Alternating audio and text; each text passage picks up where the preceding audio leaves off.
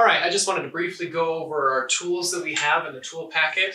I'm going to go over the dangerous ones first. Now, all of the dangerous ones can cut you, especially if your hands are really wet. So please be careful with these ones. The first one is the wire tool. The wire tool is used to cut the clay. Usually we use it to take it off of the wheel head when we're throwing. But if you are hand building, you can use it to cut your clay off of a block of clay, or you can use it to actually like shape parts of it, shave parts off. That's a good one. Next we have the metal kidney rib. This is used primarily to smooth things out. You can also use it as kind of a knife if you need like a really thin edge. This one in particular will cut your hands, especially if they're wet, so please be careful with this one as well.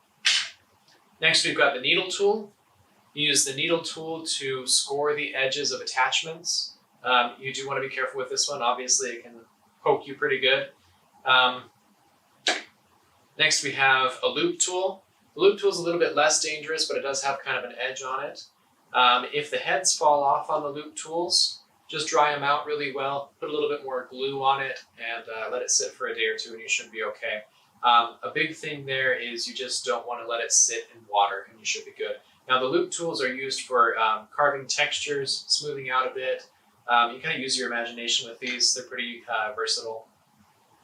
Here's the small one. It has a squared edge and a round edge. It'll give you a different texture. Again, if you play around with it, you'll figure out some good textures pretty quick. Next, we've got the wood knife. When you pull it out of the bag, it is kind of sharp. Probably won't cut you though. This is used to cut clay, obviously. And then it has this little thumb imprint on the back side, and you can use that as what's called a sculptor's thumb. If you find your thumb just isn't really cutting it, like with smoothing or with pushing the clay around, try using the back side of your knife to kind of give you a little bit more oomph. Next we have the wood rib. Now the wood rib is really great for smoothing out your clay. If you have a slab or a flat piece of clay, you can use it to get rid of any texture. Otherwise, if you're working kind of big, you can use it to smooth up anything that you're working on. Same with the sponge. The sponge is great for cleaning up any extra slip that you have. It's great for smoothing out the outsides of your projects. Just make sure that you're not doing it too soon in the process, otherwise you'll dry your clay out too much. Okay, that's the overview of the tools. Hopefully you're safe and you won't cut yourself.